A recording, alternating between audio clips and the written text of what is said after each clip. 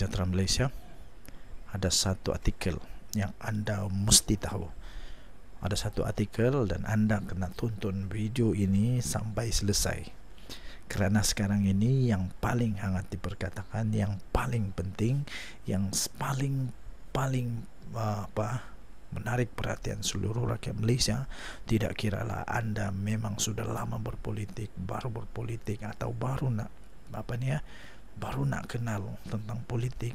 Ini amat penting untuk anda tonton, kerana dengan ini anda akan mendapat pengetahuan, ilmu semasa apa sebenarnya yang sedang terjadi di dalam politik Malaysia, terutamanya yang berkaitan dengan yang paling panas, hangat diperkatakan sekarang, apalagi kalau bukan rasuah yang kononnya mahu diberikan kepada MP yang sedia menarik sokongan daripada Perdana Menteri Datuk Seri Anwar Ibrahim.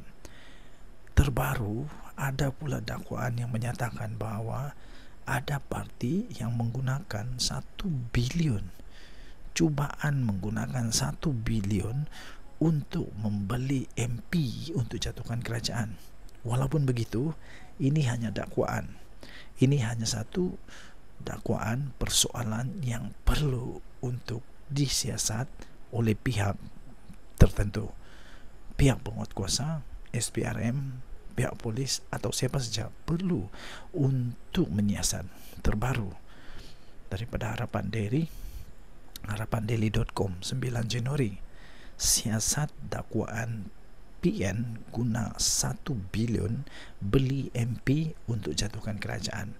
Ini permintaan untuk menyiasat, kerana setiausaha politik kepada Perdana Menteri menggesa satu siasatan perlu dilakukan terhadap dakwaan.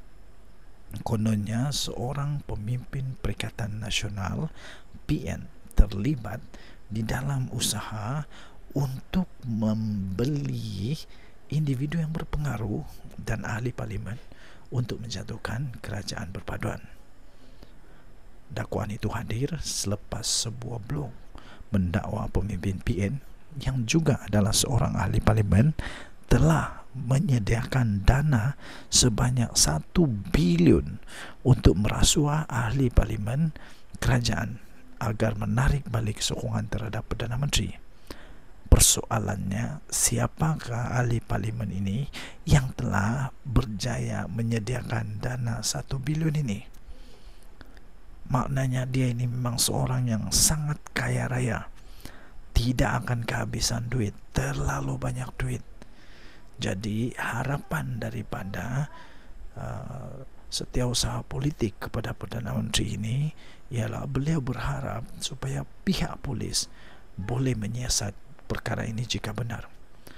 Katanya orang ramai sudah muak, betul, rakyat sudah muak dengan spekulasi ini. Kerajaan yang sedang bekerja keras sekarang ini untuk merangsang pemulihan ekonomi, katanya. Jadi dikala kerajaan sedang usaha untuk merangsang pemulihan ekonomi, untuk membantu rakyat, sibuk juga ada manusia yang mau menjatuhkan kerajaan. Jadi ini harus dihentikan. Pada hujung tahun lalu terbongkar satu komplot kononnya yang didakwa ingin menggulingkan kerajaan melalui apa yang disebut sebagai langkah Dubai. Gerakan itu dipercayai dirancang oleh sebahagian besar pemimpin Perikatan Nasional, dan ada dakwaan mengatakan ia turut membabitkan beberapa pemimpin Barisan Nasional. Walaupun begitu, sampai sekarang belum ada bukti yang benar-benar dapat menyokong dakwaan ini. Belum ada bukti yang dapat menyokong, belum ada bukti yang dapat menyatakan siapa sebenarnya. Jadi, adakah pemimpin PN benar-benar terbabit? Kita tidak pasti, kerana tidak ada bukti yang kukuh. Datuk Seri Anwar Ibrahim dan ahli parlimen kerajaan bagaimanapun enggan melayan segala rancangan itu. Saya setuju. Seperti apa yang ditulis oleh Sabuddin Husin, ini semua buang masa saja. Tidak mungkin akan berlaku. Ini hanya hayalan. Ini hanya gangguan mental saja. Tidak mungkin boleh. Denyut nadi suara rakyat bergema di channel ini. Bye-bye. Salam sejahtera Malaysia, denyut nadi suara rakyat bergema di channel ini.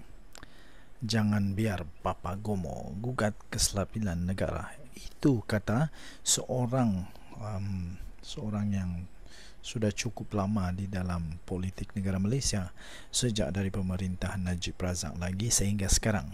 Dia amat mengenali siapa Papa Gomo. Beliau pernah bersama-sama berhikmat dengan Papa Gomo. Beliau juga pernah menjadi rakan karib kepada Papa Gomo satu ketika dahulu. Sekarang beliau sendirilah yang membongkar betapa bahayanya Papa Gomo ini kalau berterusan dibiarkan begitu saja. Menurut beliau, jangan biar Papa Gomo gugat kestabilan negara. Itu kata Luqman Nur Adam. Selagi blogger yang sekarang ini kontroversi, yaitu Wan Muhammad Azri Wan Daris atau dikenali sebagai Papa Gomo, tidak ditahan di bawah SOSMA, kerajaan yang stabil pun boleh tumbang akibat reka-rekaan ceritanya yang memperdaya ramai orang. Betulkah itu boleh berlaku? Hebat beginikah Papa Gomo ini? Dan kalau memang benar dia begitu, kenapa tidak tangkap saja? Betul juga kata Luqman Adam ini, kenapa membiarkan dia saja? Ahli mesyuarat kerja tertinggi UMNO, yaitu Datuk Luqman Nur Adam berkata, pada zaman Tun Mahathir dulu, individu yang membuat tuduhan palsu seperti yang dilakukan oleh Papa Gomo itu pastinya akan dikenakan tindakan serta-merta oleh Akta Keselamatan Dalam Negeri pada ketika itu dikenali sebagai ISA.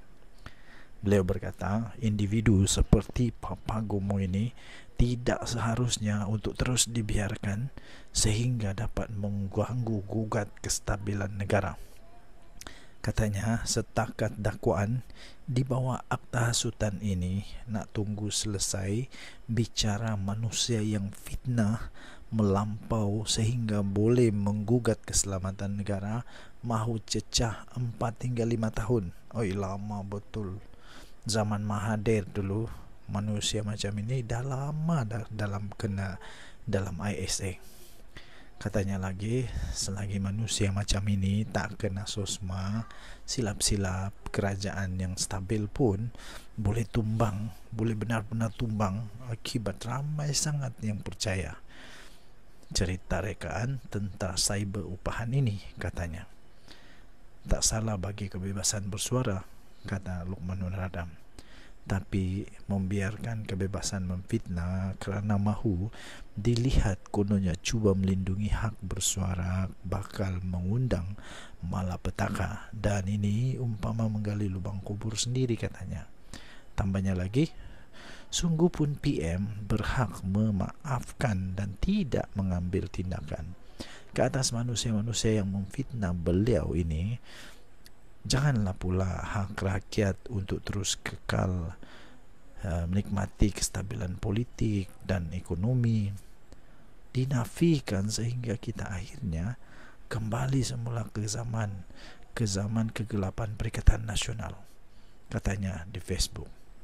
Pada semalam, Papa Gomo mengaku tidak bersalah dan memohon dibicarakan atas pertuduhan menghasut di Facebook dengan mendakwa kerajaan sebagai pro-Israel. Wow, dahsyat. Mengikut pertuduhan, bekas Exco Pemuda UMNO itu didakwa menyebut kata-kata menghasut di laman Facebook Khalid Hamidi jam 1 tengah hari 8 November lalu, di mana kata-kata berkenaan dilihat oleh seorang lelaki yang dikenali sebagai Hisham Syahrudin, 42 tahun, di sebuah kondominium di Bukit Bintang. Kesalahan mengikut Seksyen 4-1-B Akta Hasutan 1948 dan iaitu dalam kurungan Akta 15 yang boleh dihukum. Mengikut Seksyen 4-1 Akta yang sama boleh membawa kepada denda tidak lebih daripada RM5,000 atau penjara maksimum 3 tahun atau kedua-duanya jika disabitkan kesalahan. Hakim kemudiannya telah membenarkan jaminan sebanyak RM7.000 Malaysia dengan seorang penjamin terhadap tertuduh, namun tidak menetapkan sebarang syarat tambahan. Denyut nadi suara rakyat bergema di channel ini. Kita jumpa lagi. Bye-bye.